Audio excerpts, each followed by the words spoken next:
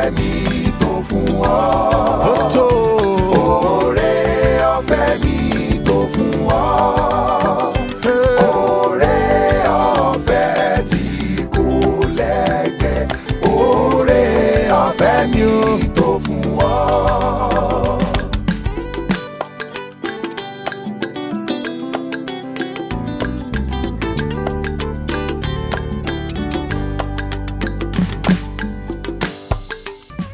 Oore ọ̀fẹ́ mi tó fún ọ.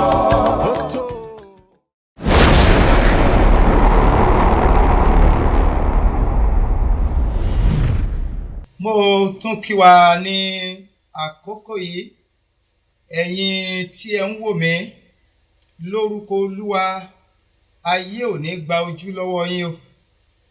A ó jọ máa ríra wa nígbà tí ó bá tó àkókò tí Ọlọ́run fúnra rẹ̀ bá tún farahàn nípasẹ̀ ọmọ rẹ̀ Jésù Kristi. A ó tún jọ máa yọ̀ mọ́ra wa ni. Mo kí yín káàbọ̀ sábẹ́ ètò èyí tẹ́ ń gbọ́ lójoojúmọ́. Oore ọ̀fẹ́ tí ọjọ́ ti òní, ẹ tún ti róore ọ̀fẹ́ náà gbà báyìí. Orúkọ mi ni Timothy Olútúndé Ọláwuyì láti inú ìjọ Nazareth Baptist Church ní ìlú Ọ̀gá ńlá ní agbègbè Àpáta ní Ìbàdàn. Àkòrí ọ̀rọ̀ mi fún òwúrọ̀ yìí ni títan ìmọ́lẹ̀ ògo rẹ̀. Títan ìmọ́lẹ̀ ògo rẹ̀. Ẹ jẹ́ kí a gbàdúrà. Ní orúkọ Jésù, Ọlọ́run alágbára, a dúpẹ́ lọ́pọ̀lọpọ̀, ọba tó dá ẹ̀mí wa sí láti tún rí ìmọ́lẹ̀ ọjọ́ tòní. A fìyìn ògo fún orúkọ yín. Bàbá, ẹ gba ọpẹ́ wa o. Àwọn ènìyàn yín ti ṣetán láti gbọ́ ọ̀rọ̀ yín. Ẹ̀yin sì ni Ọlọ́run ọ̀rọ̀. Bàbá, ẹ bá àwọn ènìyàn yín sọ̀rọ̀.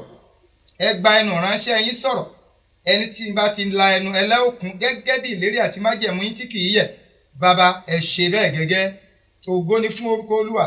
Àwọn tí ó gbọ́, ẹ fún wọn létí gbọ́. Nígbà tí ọ̀rọ̀ náà bá jáde, ẹ jẹ́ kí wọ́n lè dì í mú, kí wọ́n sì lo ọ̀rọ̀ náà kí ìlérí àti májẹ̀mú ẹ̀yin Ọlọ́run kó lè farahàn nínú ayé wọn. Ní orúkọ Jésù Olúwa wa, àmín. Ẹ̀kọ́ Bíbélì kíkà wa ni a ó rí nínú ìwé Ẹ́kísódù orí 4:30, ẹsẹ̀ 29 títí dé ẹsẹ̀ 5:30 bákan náà, tí ó kà báyìí wípé, ó sì ṣe nígbà tí Mósè sọ̀kalẹ̀ láti orí òkè Sínáì wá, tí òun ti wà láà méjèèjì lé ọwọ́ rẹ̀. Mósè nígbà tí ó sọ̀kalẹ̀ tí orí òkè náà wá, tí Mósè kò mọ̀ pé àwọ̀ ojú òun ń dán, nítorí tí ó bá a sọ̀rọ̀. Nígbà tí Árónì àti gbogbo àwọn ọmọ Ísírẹ́lì rí Mósè, kíyèsí àwọ̀ ojú rẹ̀ ń dán, wọ́n sì bẹ̀rù láti súnmọ́ ọ̀dọ̀ rẹ̀. Mósè sì kọ̀ sí wọn, àti Árónì àti gbogbo àwọn ìjòyè inú ìjọ sì padà tọ̀ ọ́ wá. Mósè sì bá wọn sọ̀rọ̀. Lẹ́yìn èyí ní gbogbo àwọn ọmọ Ísírẹ́lì sì súnmọ́, ó sì pàṣẹ gbogbo ohun tí Olúwa bá a sọ lórí òkè Sínáì fún wọn. Nígbà tí Mósè bá wọn sọ̀rọ̀ tán, ó fi ìbòjú bo ojú rẹ̀. Ṣùgbọ́n nígbà tí Mósè bá lọ síwájú Olúwa láti bá a sọ̀rọ̀, á mú ìbòjú náà kúrò títí ó fi jáde.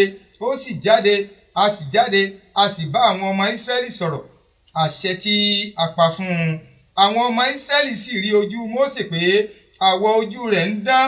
Mósè sì tún fi ìbòjú bo ojú rẹ̀ títí ó fi wọlé lọ bá a sọ̀rọ̀.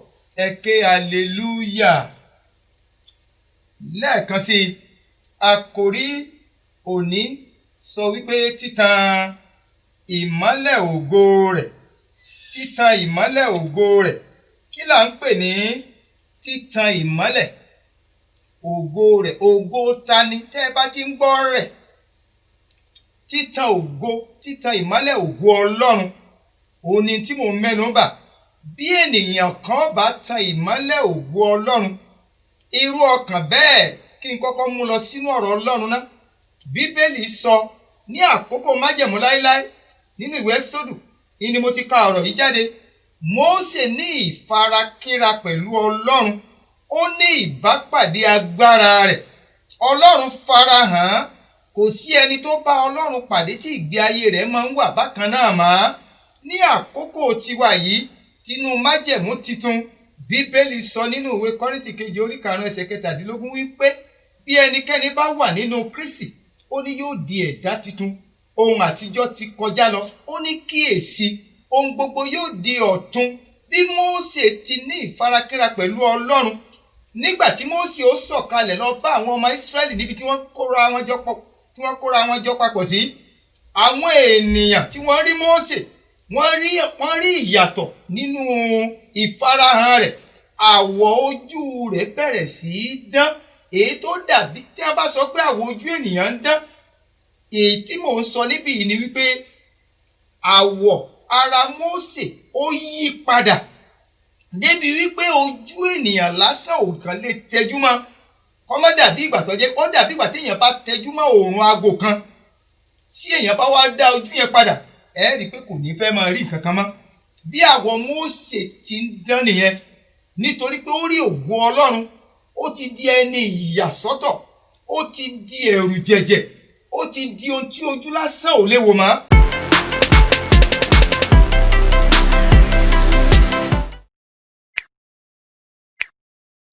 Arákùnrin àti arábìnrin tó ń wò mí, tó ń gbọ́ mi, ǹjẹ́ o jẹ́ mọ̀ wípé tí ìwọ náà bá lè bá Ọlọ́run pàdé gẹ́gẹ́ bí ìwé Kọ́ríńtì kejì orí 5 ẹsẹ̀ 17 tí mo kà yẹn ti sọ pé bí ẹnikẹ́ni bá wà nínú Kristi á di ẹ̀dá titun. Só gbàgbé nínú ìhìnrere Jòhánù orí 3 níbi tí arákùnrin kan tá ń pè ní Nikodémù tí ó ti lọ bá Jésù Kristi láti béèrè lọ́wọ́ rẹ̀ wípé òun fẹ́ di àtúnbí, òun fẹ́ di ẹni tó yàtọ̀, òun gangan náà fẹ́ ní ìbápàdé Ọlọ́run.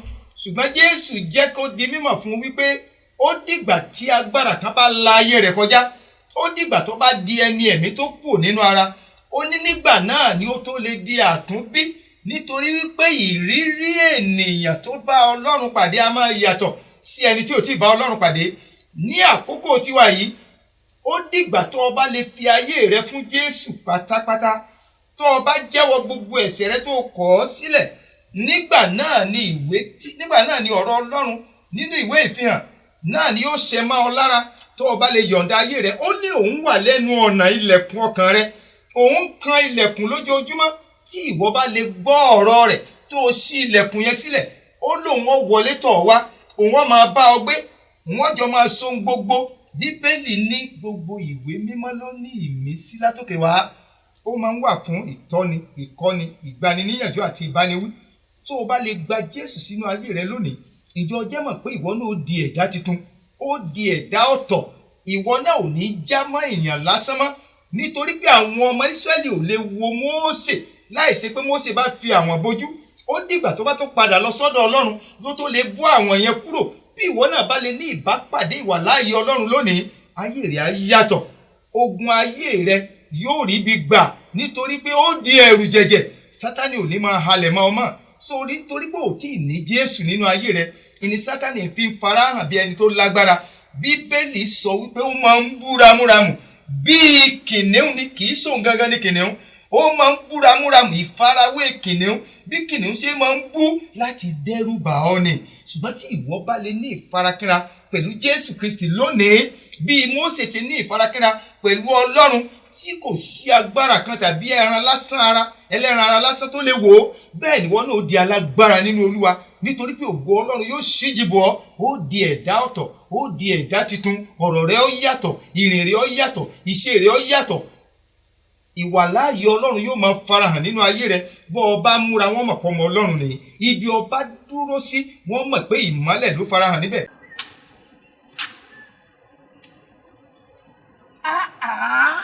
Irú ayé wo wá lè ní wáyé? Àdìsá.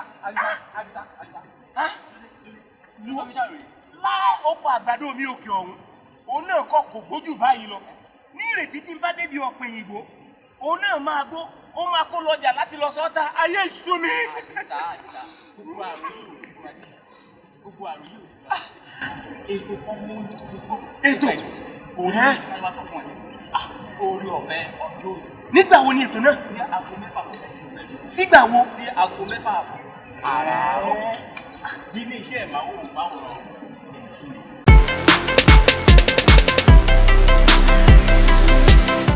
Jésù Kristi sọ kínní kan nínú ìrere Jòhánù, ó ní èmi ni ìmọ́lẹ̀ ayé, ẹnikẹ́ni tó bá tọ̀ mí lẹ́yìn ó ní kì yóò rìn nínú òkùnkùn mọ́ bí kò ṣe nínú ìmọ́lẹ̀ ìyè. Àfi tó o bá ní Jésù, àfi tó o bá gba Jésù, àfi tí Jésù bá ń gbé nínú rẹ, ìní ògo rẹ̀ ó tó ṣíji bò ọ́, lóòótọ́ máa tan ìmọ́lẹ̀ yẹn, nítorí pé gbogbo èrò ọkàn rẹ òun ni yóò máa ṣe àkóso, òun ni yóò máa tọ́ ọ, òun ni yóò máa kọ́ ọ, ò ní máa sọ̀rọ̀ ara rẹ lásán, òun ni yóò máa so gbogbo nínú rẹ. Ó ní nígbà tí ìwọ bá ń gbé nínú òun, tóun náà bá ń gbé nínú rẹ, nígbà náà lóòótọ́ lè ṣe ohun kan, nítorí pé bí bàbá rẹ ṣe jẹ́ olùṣọ́gbà bẹ́ẹ̀ ló ń gangan jẹ́ igi àjàrà fún wa, àwa ni ẹ̀ka rẹ̀. Ó ní bí ẹ̀ka bá sì kúrò lára àjàrà, ó ní ẹ̀ka yẹn ó gbẹ dànù ni. Èmi àti ìwọ tó ń gbọ́rọ̀ mi yìí, tí ìwọ náà bá lè ṣe bí Mósè tó o bá lọ ní ìbápàdé Ọlọ́run, jọ jẹ́ mọ̀ wípé o ò ní gbẹ lára àjàrà, nítorí pé ẹ̀ka ni ó. Ẹ̀mí Jésù Kristi tó o gbà sínú ayé rẹ yẹn, òun ni yóò máa gbé inú ayé rẹ, òun ni yóò máa tọ́ ọ ní ohun gbogbo. Ó yàtọ̀, ojú lásán ò lè wò ọ́, ẹ̀rù jẹ̀jẹ̀ ló dà, òkùnkùn ayé ò ní lè borí rẹ. Kò sí alágbára kan, gẹ́gẹ́ bí bàbá ti sọ fún Mósè nípasẹ̀ ìrìn àjò wọn sí ilẹ̀ Kénáánì wípé Jóṣúà, ó ní kò sí alágbára kan tí ó lè dúró níwájú rẹ̀. Ó ní ilẹ̀ tó bá tẹ̀ gbígbà lòun Olúwa ó gbà á. Nígbà tí Jóṣúà ti bá Ọlọ́run pàdé ni o, má gbàgbé o, kì í ṣe Mósè nìkan ló lọ sí orí òkè Sinai. Jóṣúà tẹ̀lé, mo sì mọ̀ pé ó ti pín nínú agbára yẹn. Tí wọn náà bá lè yọ̀ǹda ayé rẹ lónìí, Ọlọ́run yóò bá ọ pàdé, yóò sọ ọ́ di ẹ̀dá titun, yóò sọ ọ́ di ẹ̀dá ọ̀tọ̀. Agbára rẹ̀ yóò máa gbénú rẹ. Ohun tó o bá dè á di dídè, ohun tó o bá tú á di títú. Ògo Ọlọ́run yóò sì farahàn, ìmọ́lẹ̀ rẹ̀ yóò máa tàn nínú ayé rẹ, òkùnkùn ayé kò sì ní lè borí rẹ.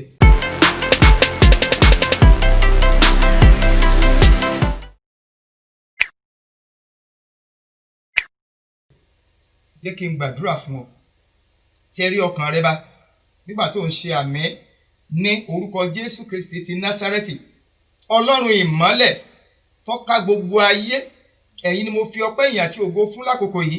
Jẹ́ mo gbàdúrà fún àwọn ènìyàn yín lórúkọ Jésù Kristi pé bí wọ́n ti ń pinnu láti fi ń ṣe ìmọ́lẹ̀ ayé wọn, lórúkọ Jésù Olúwa má ṣe fi wọ́n sílẹ̀. Agbára tí wọ́n fi máa gbé nínú yín, tẹ́yin ó máa fi gbé nínú wọn, tí ògo yín ó fi ṣíji bò wọ́n, tí ògo yín ó fi máa farahàn débi pé agbára òkùnkùn ò ní lè súnmọ́ wọn, kò ní lè wò wọ́n lójú. Ní orúkọ Jésù, Ọlọ́run gbé wọ̀ wọ́n. Mo gbàdúrà ní orúkọ Jésù Kristi ti Násárẹ́tì, ògo ayé yín yóò bú jáde, ìmọ́lẹ̀ yín ni ó máa tàn. Mo gbàdúrà lórúkọ Jésù Kristi, òkùnkùn ayé ò ní borí yín, nítorí pé ẹ ti yọ̀ǹda ayé yín fún Kristi lónìí, ẹ ó ra àánú gbà. Bíbélì sọ wípé inú Ọlọ́run ò dùn sí ẹlẹ́ṣẹ̀ pé kó kú.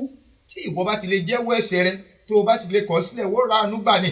Mo wá gbàdúrà lórúkọ Jésù, ẹ ó ra àánú gbà. Mo dúpẹ́ nítorí pé Ọlọ́run ti gbọ́. Ògo ni fún orúkọ Olúwa lókè ọ̀run, ní orúkọ Jésù Olúwa wa, àmín. Mo kí yín fún ìfarabalẹ̀ yín nígbà gbogbo tí ẹ̀ ń gbọ́rọ̀ wa ní abẹ́ oore ọ̀fẹ́ ti ọjọ́ òní yìí. Lórúkọ Olúwa, ohun tí ẹ̀ ń gbọ́ yìí kò ní dá yín lẹ́bi. Àánú Ọlọ́run yóò sì wá yín rí.